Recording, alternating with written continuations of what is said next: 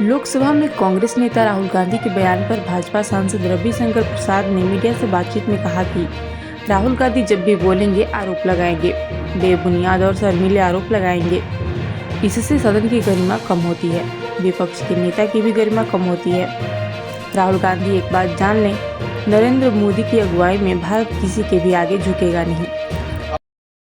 जब भी बोलेंगे बेफजूल आरोप लगाएंगे, बेबुनियाद शर्मीले आरोप लगाएंगे, जिससे सदन की गरिमा कम होती है और उनके विपक्ष की नेता की भी गरिमा कम होती है।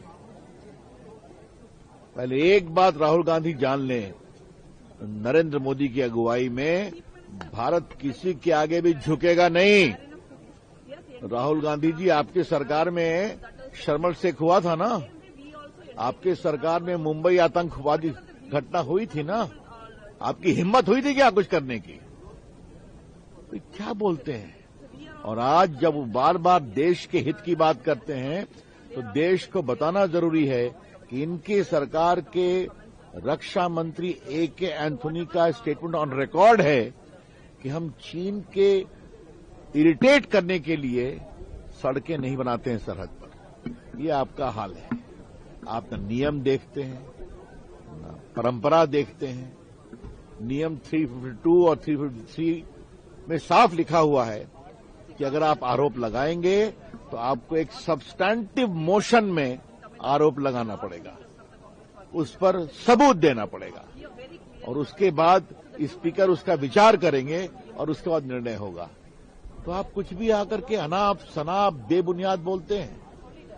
तो मैं यही कहूंगा, अभी एक नरवाने के बायोग्राफी को लेकर बोला, हमारे जो उसके प्रकाशक हैं पेंगुइन, उन्होंने साफ कहा हमने नहीं छापा है किसी फॉर्म में।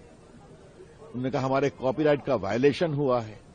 नरवणे साहब ने कहा कि ये सच्चाई है, उसको लेकर के कहां से एक जाली किताब लेकर घूम रहे थे। और आज हाउस में नियमों की अवहेलना कर बिना किसी सबूत के बेबुनियाद बातें करते हैं राहुल गांधी। इनकी हम पूरी भर्त्सना करते हैं।